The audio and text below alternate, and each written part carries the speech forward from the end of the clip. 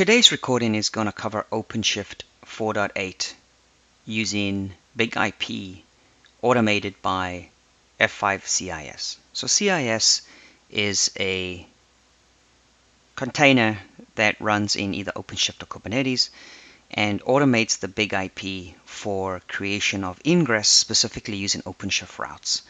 What's so significant about this recording is that in this recording, we're going to cover BIG-IP cluster, which is ultimately two BIG-IPs, a active and a standby. As you can see in the diagram, we have BIG-IP 60 and BIG-IP 61. What's also important in this latest video is the configuration of OVN-Kubernetes, specifically using a feature called OVN-Kubernetes hybrid overlay. So the hybrid overlay feature was introduced in OpenShift 4.5, and as you see, now we're on 4.9 and will most likely continue unless I hear from Red Hat. And so in my previous recording, I created OpenShift SDN for single, standalone, and cluster. Then I also created OpenShift 4.8 for standalone using the hybrid overlay. And so now this is probably the most important, which is BIG-IP clusters, because most organizations create two BIG-IPs and they run them in a high availability or a cluster environment.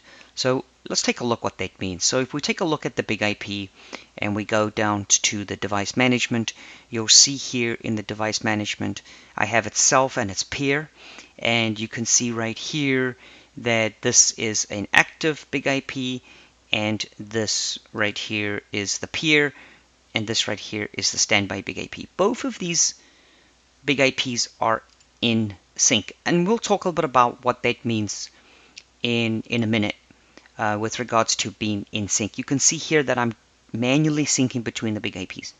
So that talks a little bit about the configuration. I'm not going to go into the configuration of high availability of the BIG-IPs. That can be covered, and there's already lots of videos and that kind of stuff on that. What's really significant here is that when you are using a cluster of BIG-IP, each BIG-IP has its own CIS. So in this instance, you're going to create two CIS instances. Each CIS instance that you're going to create will be communicating with its own BIG-IP. If we go to the Red Hat environment, we can actually see it. If we do a OC, let's clear the screen.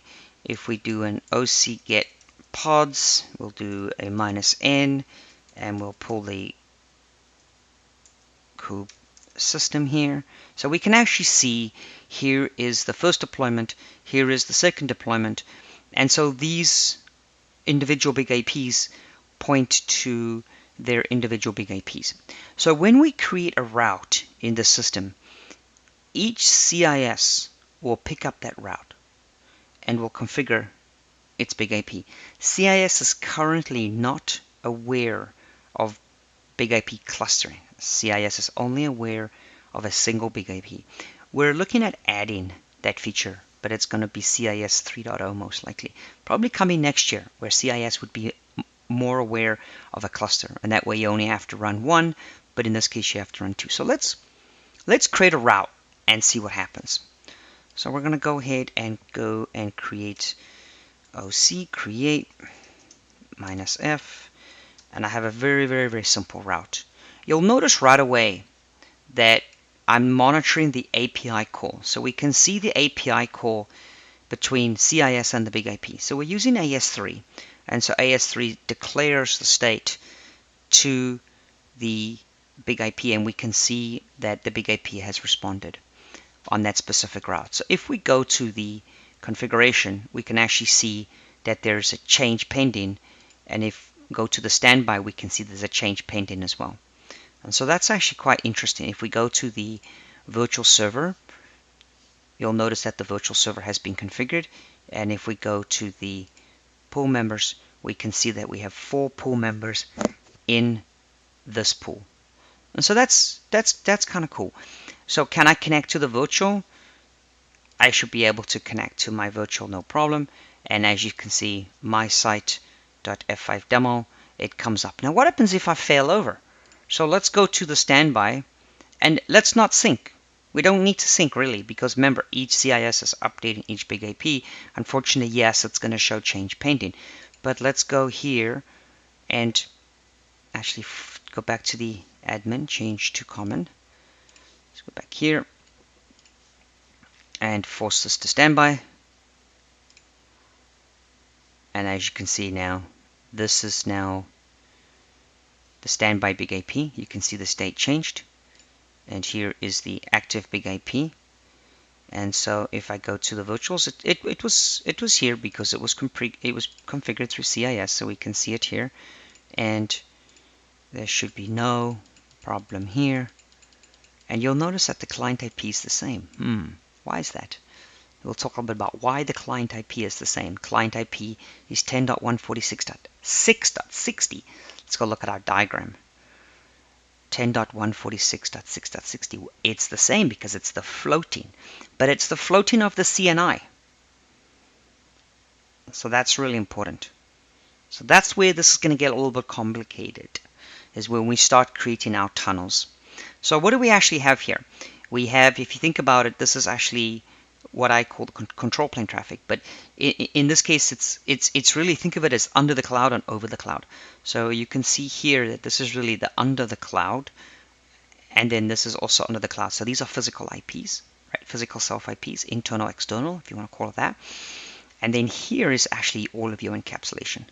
So all of your encapsulation is right here. Now you might ask me, Mark, why do I have VxLAN tunnel if I'm using OVN-Kubernetes? That's a really good point. So with OVN-Kubernetes, currently in 4.8, external devices has no support for Geneve. Right? So that means an external device like a big IP or a Linux machine cannot use Geneve because external, or if you want to call it egress gateway support, or just gateway support, is not available for external devices in current 4.8. Maybe 4.9. My advice is chat with your Red Hat rep, talk to the Red Hat PM, find out when potentially egress is going to be supported. But I don't know when that's coming, but this solution works really nicely. And so what's really important is your OVN-Kubernetes inside the cluster is Geneve. So pod to pod to from worker to a different worker, or from master to worker, all of the communication within the cluster is Geneve. All of the communication outside the cluster is encapsulated VxLAN. So what does that mean? That means on the big IP, we need to set up the VxLAN tunnels. So let's go ahead and do that. I have documented that entire process in this user guide. And what's really important here is that when you create your OpenShift environment, you have to enable this hybrid model. You cannot change to hybrid networking once the Kubernetes environment is installed, right? And so what you also have to do is OpenShift SDN comes by default. So you have to change OpenShift SDN to OVN-Kubernetes in your configuration YAML when you do the installation. So here I've given you everything you need. And so if you take a look here, you can see in line number 25, I've changed this from OpenShift SDN to OVN-Kubernetes, right? And so that's important right there. And so we'll scroll down. So you can see that I've changed it. The next thing you need to do is you need to create the manifest. And so when you create the manifest, what it does is it creates the folder structures for you. Most important, when you're done with the manifest, you need to create this file called cluster networking-03. I don't know if you can change the name of these files. I would just stick with the right names because this gets complicated enough. But you need to make sure that you have this one-liner in here, hybrid overlay config. And you need to copy this to your manifest. So you have to have this. I provided an example in this repo. So once you've created all of these, you can go ahead and create your cluster. Right? So you have to follow these prerequisites. It's pretty simple if you follow them. If you don't, and if you deviate, you're actually going to have a problem at that point. So if you scroll down, how do you validate You can validate that your configuration is correct once you have it installed. You can actually go to hybrid overlay config and you'll see it right there. So that talks a little bit about how to configure the cluster. So the next thing I want to do is to talk a little bit about the VxLAN tunnels. And so the VxLAN tunnels is what's really important here. And so what we're going to do is we're going to create these tunnels. We're going to create all these tunnels, and you need these tunnels specifically for the data plane. So the first thing you need to do is you need to go ahead on the active device and create this, if you call it tunnel profile. So if we go to my active device, it's currently standby, what I'm going to do is I'm going to fail this over. So change this to common. I'm going to force this to standby. I'm going to go to my active device here, and this will become active in a minute here. I'm going to go ahead and sync just so that it's nice and clean, so that I'm syncing right here. Excellent. So what I'm going to do is I'm going to go to the networking. I'm going to go to the tunnels. What you'll notice is that there's this profile in here, and this profile is called VxLAN profile. It's called VxLAN MP. Okay, so this is the profile that I've created.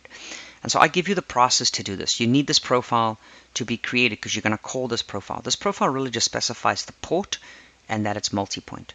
So as you can see from the document right here, on the active device, create this profile.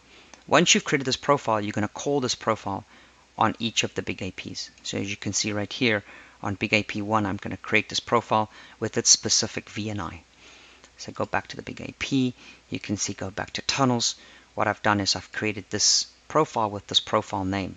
Keep this profile name, don't change this, because you're going to reuse this profile name inside your CIS configuration. So if we wanted to see what that looks like, I could actually just go right here to look at all the files, and I'll actually show you where that actually comes in and why it's so important.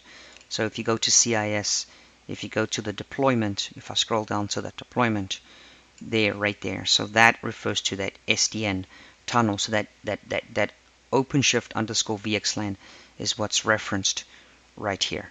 Make sure they're the same. Make sure it's configured in common, and just follow this. What's really important is the local and the secondary address. So this gets a little confusing. The local address, believe it or not, is the float. Right? That's the address that's sharing. You're sharing that address between the two devices. Think of that as the HA address, right? It's the floating address. This is for under the cloud. This is for like your main infrastructure, right?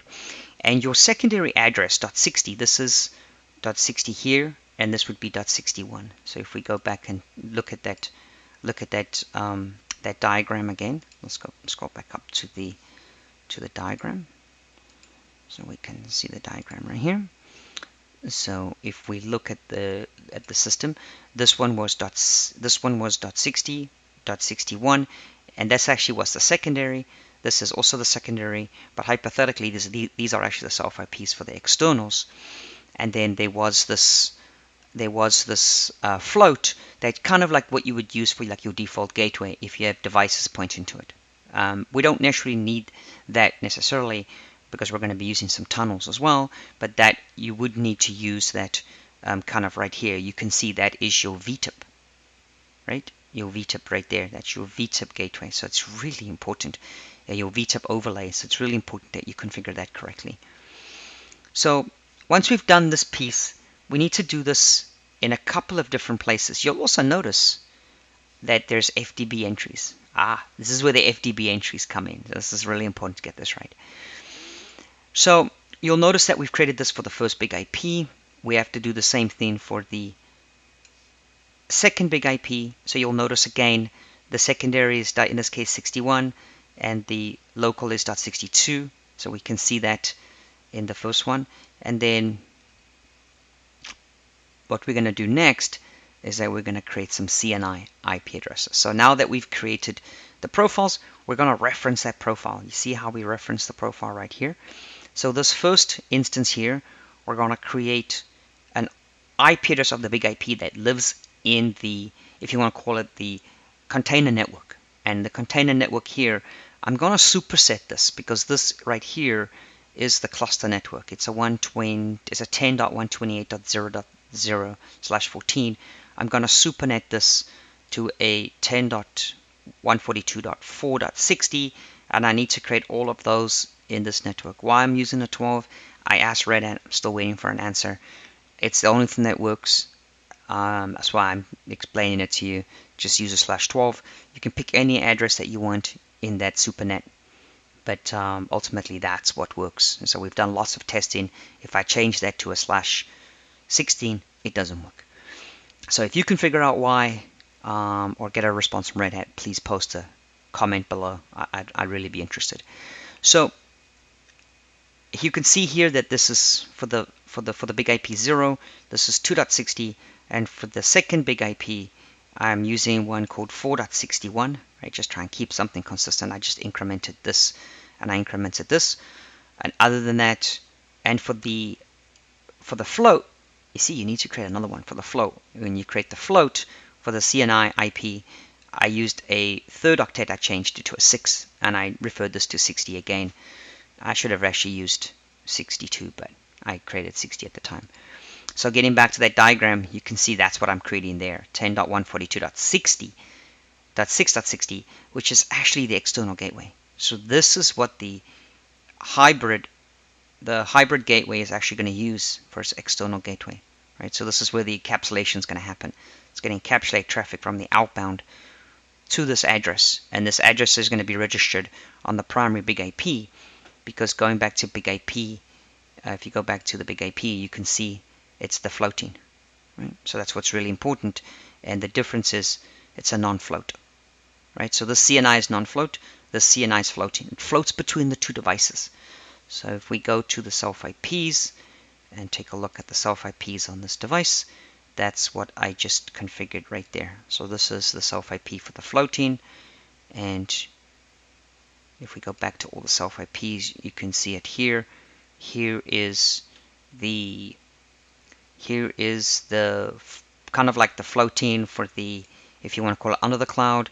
This is the floating for the floating for over the cloud kind of thing, and this is the, if you want to call it the physical, that, oh no, this is the physical that kind of sits in the CNI, and this is the float, right? So it's kind of, you can see it right here, physical and float, right?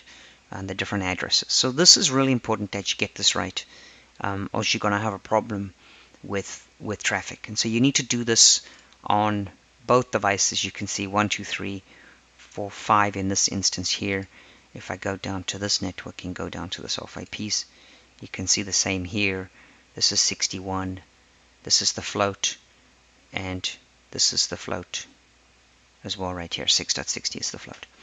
So that talks a little bit about the configuration of the tunnels. So now you can see, I just showed you that. So now you can see, once you've done the tunnels, then you can go look at your big IP.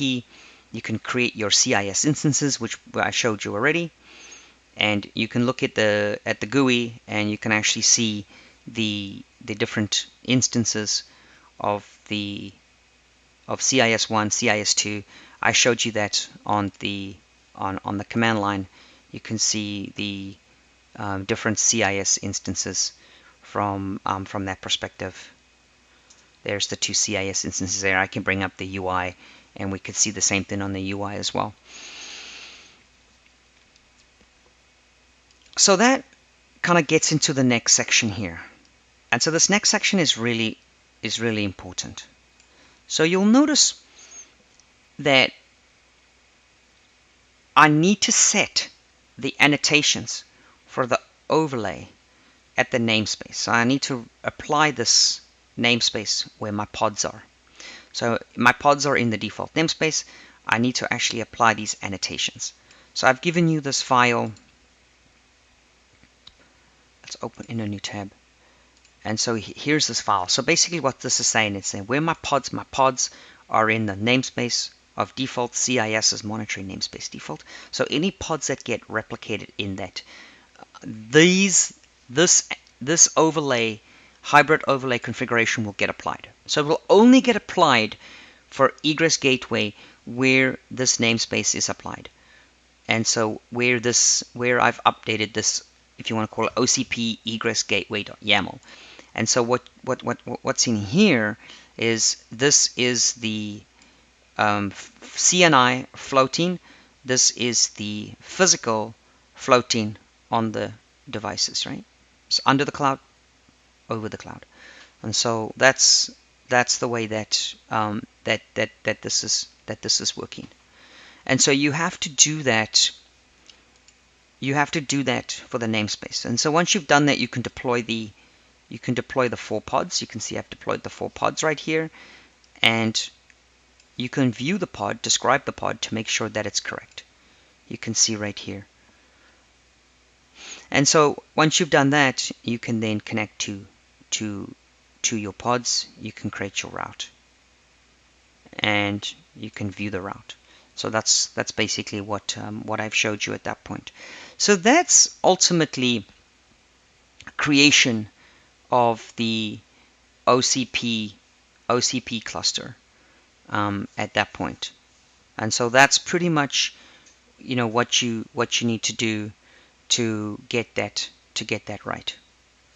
So let's go back and recap. So in this instance here, we have a cluster of big IPs. Each big IP has its own CIS instance. CIS is monitoring the specific namespace for the pods. As the pods get incremented, it will automatically update big IP.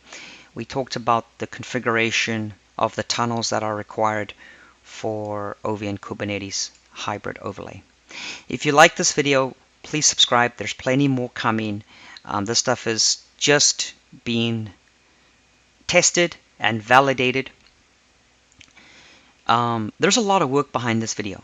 So the setup of this environment took a few weeks. There's a lot of interaction with Red Hat to get the configuration. So if you provide some comments, that's great.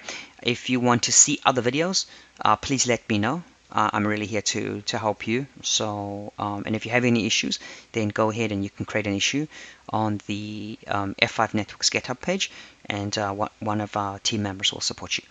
I appreciate it. Thank you so much for the time.